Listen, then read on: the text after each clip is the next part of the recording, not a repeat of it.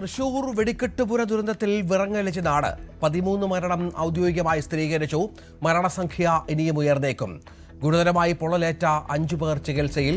Judicial അന്വേഷണം പ്രഖ്യാപിച്ച സർക്കാർ. ജസ്റ്റിസ് CN രാമേന്ദ്രൻ നായർ അന്വേഷിക്കും.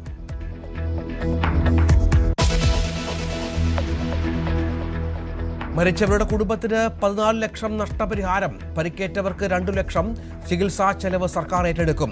സമീപത്തുള്ള വീടുകൾക്കുണ്ടായ നാശനഷ്ടത്തിനും നഷ്ടപരിഹാരം സവിശേഷ ദുരന്തമായി പ്രഖ്യാപിച്ചു.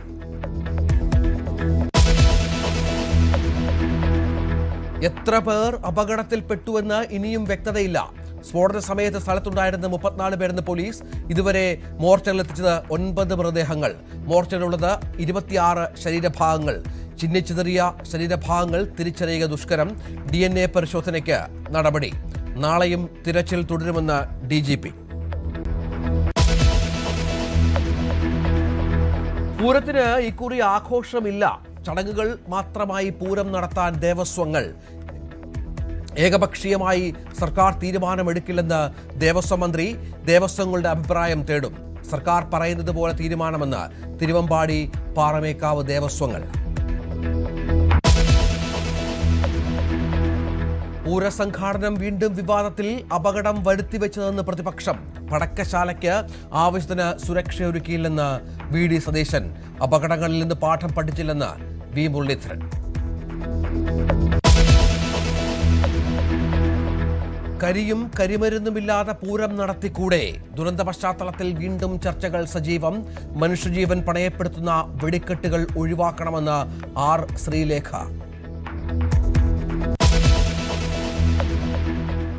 വാൽപ്പാറ അപകടത്തിൽ പരിക്കേറ്റവരിൽ ഒരാൾ കൂടി മരിച്ചു. മരിച്ചത് വാഹനത്തിന്റെ ഡ്രൈവർ നൌഷാദ് അലി. ചികിത്സാ പിഴവെന്ന കുടുംബം. മരിച്ചവരുടെ എണ്ണം 10ആയി.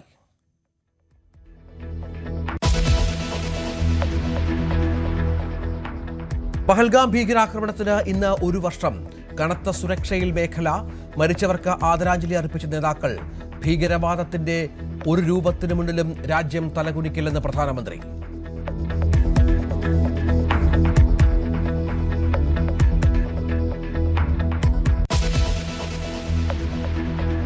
തമിഴ്നാട്ടിൽ നാളെ വിധിയെടുത്ത് 234 മണ്ഡലങ്ങളിൽ ഒറ്റഘട്ടമായി വോട്ടെടുപ്പ്. പശ്ചിമബംഗാളിലെ ആദ്യഘട്ട വോട്ടെടുപ്പും നാളെ.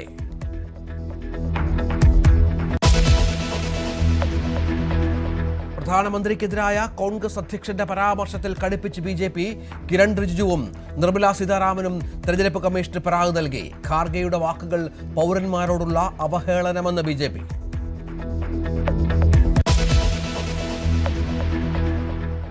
ഗൾഫ് രാജ്യങ്ങൾക്ക് ഭീഷണിയുമായി IRGC. ഇറാനെ ആക്രമിക്കാൻ US സൗകര്യമൊരുക്കിയാൽ പശ്ചിമേഷ്യയിലെ എല്ലാ എണ്ണ നിർമ്മാണശാലകളും തകർക്കും. ഭീഷണി വെടിനിർത്തൽ കാലാവധി നീട്ടതിന് പിന്നാലെ ഹോർമുസ് ഉപരോധം അവസാനിപ്പിക്കാതെ ചർച്ചയ്ക്കില്ലെന്ന് ഇറാൻ.